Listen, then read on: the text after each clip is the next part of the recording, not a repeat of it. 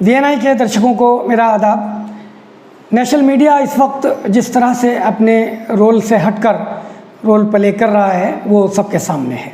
ऐसे में जो मकामी यानी लोकल मीडिया है और सोशल मीडिया है उसकी अहमियत बढ़ जाती है, ख़ास तौर पर उन तबक़ात के लिए, उन सेक्शंस के लिए जिन पर मज़ालिम होते हैं, ज़्यादतियाँ होती हैं।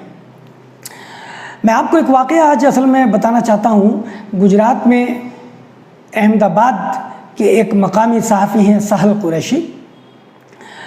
वो फ्रीलांसर हैं और देश लाइव के लिए काम करते हैं। इसी तरह से स्वराज एक्सप्रेस के लिए भी वो काम करते हैं। तो ऐसे और भी बहुत से सहाफ़ी हैं मुख्तलिफ़ स्टेट्स में, राजधानियों में, शहरों में, कस्बों में, और उनको मकामी सतह पर देखने वाले अच्छी तरह जानते होंगे कौन सा सहाफ़ी किस तरह से अपनी जान को हथेली पर रखकर उनके लिए काम कर रहा है, पब्लिक के लिए आवाज़ उठा रहा है। ऐसे सहाफ़ियों को सपोर्ट करने की और उनकी हौसला अफजाई की सख्त ज़रूरत है। आज मैं एक ऐसे ही सहाफ़ी का आपके सामने वाक़या बयान करूँगा, लेकिन उससे पहले ये बताऊँगा कि असल में क्या हुआ था गुजरात में और अहमदाबाद में ख़ास तौर पर, जो पुलिस उनके ख़िलाफ़ इंतकामी कार्रवाई पर उतर आई।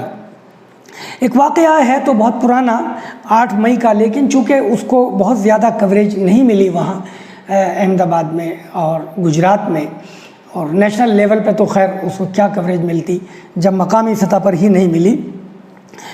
8 मई को अफ्तार से कुछ मिनट पहले पुलिस अहमदाबाद के शाहपुर एरिया में पहुंची और वहाँ सरकारी तौर पर वहाँ के लोगों को जो इजाज़त मिली हुई थी कि वो अफ्तार से पहले दूध, फल, फ्रूट वगैरह बेच सकते हैं, इसी तरह से वहाँ के मकामी लोग फल, फ्रूट वगैरह और दूध वगैरह बेच रहे थे। ऐसे में लोकल पुलिस पहुंची शाहपुर एरिया की, शाहपुर थाने की, और वहाँ के लोगों को जो दुकानें खुले बैठे थे उनको मारना पीटना शुरू किया। उनको उठाया, धमकाया कि आप बंद करिए, चूँकि आप सोशल डिस्टेंसिंग की खिलाफ वर्जी कर रहे हैं। अफ्तार से पहले जब ये अफरा तफरी हुई तो लोग अपने अपने घरों में भागे। तो बताया जाता है, और ये कई चैनल वहाँ के जो लोकल पोर्टल हैं उन्होंने बताया, जैसे जन चौक एक पोर्टल है उसने बहुत अच्छी रिपोर्ट दी है, स्वराज एक्सप्रेस, देश लाइव, और फिर बाद में दी क्विंट और ब्रूट और ट्रू सर्किल ने भी स्टोरी की। तो उसमें बताया गया कि पुलिस जो है वो घरों में घुसी अफ्तार से चंद मिनट पहले, और वहाँ लोगों की, बच्चों की, औरतों की मार पिटाई की। एक 62 साल एक माजूर जो दोनों टांगों से माजूर हैं उनकी भी मार पिटाई की, और उनको पकड़ के भी थाने ले जाया गया और उन पर ये इल्ज़ाम लगाया कि इन्होंने पत्थरबाजी की। उनकी वालदा जो 86 साल की हैं और नाबिना हैं, उनको भी मारा पीटा गया। तो 8 मई को अफ्तार से पहले जो मारपीट की गई थी उसमें पहले दिन 17 लोगों को पुलिस ने पकड़ा। अगले दिन फिर यानी 9 मई को 11:30 बजे दिन में पुलिस आई और ये इल्ज़ाम लगाया कि यहाँ के लोगों ने पत्थरबाजी की है पुलिस पर। फिर 11 लोगों को पकड़ा, और इन सबको, ये जो 28 लोग हो गए, तो इन पर देखिए दफ़ात सुन लीजिए क्या क्या लगाई हैं। मैं बहुत शॉर्ट में बताना चाहूँगा, चूँकि आजकल लोग, मैं देख रहा हूँ कि जो जेन्युइन वीडियोस होती हैं वो लंबी वीडियो लोग देखना पसंद नहीं करते। तो उन पर 307 लगाई गई। 307 इरादा कत्ल के ताल्लुक़ से लगाई जाती है। इसके अलावा और जो दफ़ात लगाई गई हैं वो सुन लीजिए। एक 307, 337, 332, 333, 186, 143, 145, 147, 149, 151, 152, 188, 120B, 427 और डिज़ास्टर मैनेजमेंट के तहत जो कुछ उन पर इल्ज़ामात आयद किए जा सकते थे वो आयद किए। और वाक़या क्या था कि अफ्तार से कुछ पहले ये लोग सरकारी इजाज़त के बाद फल फ्रूट बेच रहे थे, दूध बेच रहे थे। इनको पुलिस ने सोशल डिस्टेंसिंग की खिलाफ वर्जी के इल्ज़ाम में वहाँ से उठाया, मारपीट की। ये लोग घरों में भागे, घरों में इनकी फिर पिटाई की गई। और उन पर ये इल्ज़ाम लगाया कि इन्होंने पत्थरबाजी की। पुलिस ने बाद में फिर ये भी बताया कि ये लोग आपस में ये जिक्र कर रहे थे कि आज पुलिस को बचकर जाने नहीं देना और पुलिस ने हम पर बहुत जुल्म ज़्यादती की है, ये इल्ज़ाम लगाए गए। बहरहाल 17 और 11 दो मरतबा लोगों को गिरफ्तार किया, यानी 28 लोगों को, और उन 3 दिन बाद उनको अदालत में पेश किया गया। तो मजिस्ट्रेट की अदालत ने इस पर बहुत सख्त नाराज़गी जाहिर की 2 बातों पर कि एक तो इन पर 307 कैसे लगाई, दफ़ा 307 इन पर नहीं बनती थी, दूसरे इनको इतनी देर में क्यों पेश किया गया। पुलिस ने उस पर भी अपनी एक कहानी बताई और कहा कि इनका कोरोना टेस्ट कराया गया और इनमें से कई लोग, 4 लोगों को शायद कोरोना हो गया और इन लोगों का इल्ज़ाम है कि इनको जेल से कोरोना हुआ, चूँकि जेल में पहले से कुछ लोग कोरोना पॉजिटिव के कुछ लोग वहाँ पहले से जेल में बंद थे। बहरहाल तो अदालत ने इस पर सख्त फटकार लगाई और बहरहाल इनको गिरफ्तार कर लिया गया। उसके बाद हाई कोर्ट से इनमें से 4 लोगों को ज़मानत मिल गई थी। आप ये देखिए कि जैसे ही हाई कोर्ट के हुक्म पर ये सेंट्रल जेल से बाहर आए, शाहपुर पुलिस स्टेशन ने इन 4 लोगों को फिर गिरफ्तार कर लिया, क्योंकि इन पर PSA लगाई गई थी, पब्लिक सिक्योरिटी एक्ट, जिसमें 6 महीने तक ज़मानत नहीं मिलती। मैं ये समझने से मजबूर हूँ, कासिर हूँ समझने से, कि आखिर हाई कोर्ट से ज़मानत मिलने के बाद इनको क्यों गिरफ़्तार किया गया और ये बात हाई कोर्ट में ही क्यों नहीं बताई गई कि इन पर PSA लगा हुआ है और इनको 6 महीने की ज़मानत नहीं मिल सकती। बहरहाल मजिस्ट्रेट के सामने इनको पेश किया गया दोबारा, रात भर थाने में रखकर, और उन पर 151 लगाई गई। लेकिन जमीयत उलमा ने जो वहाँ मकामी तौर पर इन लोगों की मदद की, कानूनी मदद, उसकी रोशनी में इनको फिर ज़मानत मिल गई और इन पर बताया गया कि इन पर PSA वगैरह नहीं लगेगा। तो बहरहाल अब मैं आपको ये बताना चाहता हूँ, यहाँ तक ये मैंने आपको बता दिया कि इन लोगों के ख़िलाफ़ किस तरह से पुलिस ने कार्रवाई की।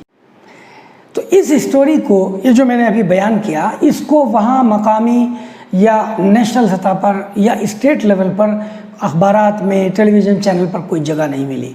ये अपने आप में एक बहुत अजीब बात थी कि इतने बड़े वाक़े को वहाँ चैनल्स ने या अखबारात ने बयान नहीं किया। लेकिन जिसका मैंने आपके सामने शुरू में ज़िक्र किया कि सहल कुरैशी ने इस स्टोरी को ब्रेक किया। लंदन से एक ऑपरेट होती है पोर्टल देश लाइव, उस पर, और Swaraj express, the Quint, Brut, two circle dot com, Janchowk portal, इन्होंने इस स्टोरी को ब्रेक किया सहल कुरैशी की स्टोरी के बाद। उसके बाद DCP इस पर एक प्रेस कॉन्फ्रेंस करते हैं। तो जाहिर है कि प्रेस कॉन्फ्रेंस में ज़रूरी नहीं है कि जिस सहाफ़ी को बुलाया जाए वही जाए।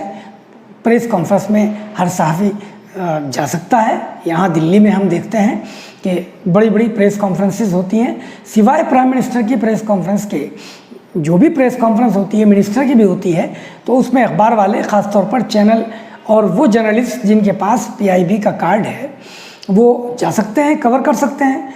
तो ऐसी वहाँ के DCP हैं अहमदाबाद के धर्मेंद्र शर्मा, वो इसी इशू पर प्रेस कॉन्फ्रेंस कर रहे थे और बताना चाह रहे थे कि इन लोगों ने क्या क्या किया जिनको गिरफ़्तार किया गया। तो सहल कुरैशी भी वहाँ चले गए, लेकिन और सहल कुरैशी ने DCP से सवालात किए, लेकिन DCP को उन पर गुस्सा आ गया और उन्हें देखते ही DCP ने ये कहा कि आप इस प्रेस कॉन्फ्रेंस में क्यों आ गए, और कहा कि तुम ही वो हो जिसने शाहपुर एरिया की औरतों से बातचीत की और उनकी स्टोरी को मंजर-ए-आम पर लाए। ACP की तरफ इशारा करके DCP ने कहा कि इस आदमी की वीडियो निकालो और इसके ख़िलाफ़ FIR करो, यानी आप धमकी देखिए। अच्छा, DCP ने कैमरास बंद कराए। जाहिर है DCP को मालूम था कि मैं जो कुछ कर रहा हूँ ये कानून की खिलाफ वर्जी कर रहा हूँ। तो सहल कुरैशी ने किसी तरह से DCP की आवाज़ को रिकॉर्ड कर लिया, ऑडियो रिकॉर्ड कर ली, जिसमें वो धमकी दे रहे हैं। हम आपको ये ऑडियो सुनवा रहे हैं, इसका कुछ हिस्सा सुनवा रहे हैं, सुनिए आप ये ऑडियो। यही है ना सहल कुरैशी तुम्हारा? जी सहल कुरैशी जी। तो तुमने ही करवाया था। तो नहीं, मैं तो उस वीडियो में साफ बोल रहा हूँ कि सोशल डिस्टेंसिंग का ख्याल रखिए। आप वो वीडियो देखिए आप उठाकर। वो एक वीडियो इसने लोगों के घर जा जा के लेता है कि पुलिस ने आपको मारा है, और उसमें सारी महिलाओं को इकट्ठा किया था इसने। एक वीडियो वायरल हुआ था ना, उसकी वायरल वीडियो निकाल के इसके खिलाफ FIR करो। ठीक है सर। तो वो आपने उसको आने क्यों दिया? इस तरह के लोगों को क्यों लाते हैं? नहीं सर, मेरे को ये क्या लाएंगे सर, मैं तो खुद आऊंगा ना, जैसे जर्नलिस्ट ही हैं ऐसे मैं भी हूँ सर। ऐसा तो है नहीं मुझे ये लेकर आएंगे। सोशल डिस्टेंसिंग का भंग करवा दे एक तो वहाँ नहीं, मैं आप मेरी वीडियो सर देखिए ना, उसमें मैं बार बार ही बात बोल रहा हूँ कि सोशल डिस्टेंसिंग का ध्यान रखिए, मैं बार बार बोल रहा हूँ उसमें। करवाया तो सही है तुमने। जी सर। ज़्यादा बोलते हो। नहीं सर, मैं तो यहाँ से भगाओ। क्या सर? चलो यहाँ से निकलो। नहीं सर, आप मीडिया को आप सर ऐसे कैसे, मैं तो नॉर्मल इंटरव्यू लेना आया हूँ सर आपका। निकलो यहाँ से। देखा आपने, डीसीपी ने भरी प्रेस कॉन्फ्रेंस में किस तरह से एक ईमानदार जर्नलिस्ट को धमकी दी, जिसने एक ऐसी स्टोरी को सामने पेश किया था कि जिस पर सब खामोश हो गए थे। ये मैं अहमदाबाद की बात कर रहा हूँ। कितना मुश्किल है इस वक्त अहमदाबाद में सही सूरत हाल को सामने लाना। मैं आपको याद दिला दूं कि 2002 में जो अहमदाबाद गुजरात में फसादात हुए थे, तो सुप्रीम कोर्ट में चीफ जस्टिस VN खरे की बेंच ने ये बात कही थी, ये तबसरा किया था कि ऐसा लगता है कि गुजरात में इंसाफ मिलना मुश्किल है। तो ऐसे में वहाँ जो मकामी सहाफ़ी हैं, जो साहिल कुरैशी के अलावा और भी लोग होंगे जो इस तरह की स्टोरीज सामने ला रहे होंगे, वो सब काबिल मुबारकबाद हैं। तो उनके लिए कितना मुश्किल है काम करना। DCP साहब उनको खुली प्रेस कॉन्फ्रेंस में धमकी दे रहे हैं। बहरहाल साहिल कुरैशी ने मानवाधिकार आयोग, chief justice Gujarat high court के चीफ जस्टिस और मुख्तलिफ अथॉरिटीज़ को इत्तला दी और बताया कि मेरे ख़िलाफ़ किस तरह से पुलिस इंतकामी कार्रवाई पर आमादा है। तो अब आप अंदाज़ा लगाइए कि किस तरह से मकामी सहाफ़ियों को दुश्वारियों का सामना करना पड़ रहा है। यूपी में कई वाक़यात ऐसे हुए। यूपी में जो सरकारी स्कूलों में मिड डे मील मिलता है, यानी दोपहर का खाना, उसमें एक सहाफ़ी ने स्टोरी ब्रेक की थी जिसमें रोटी और नमक मिल रहा था, लेकिन हुकूमत ने प्रिंसिपल के ख़िलाफ़ कार्रवाई की, यानी माना कि हाँ रोटी और नमक मिल रहा था, लेकिन इस सहाफ़ी के ख़िलाफ़ भी कार्रवाई की जिसने ये स्टोरी ब्रेक की थी। इसी तरह और मुख्तलिफ़ मामलात में आज हमारा इशू वो नहीं है।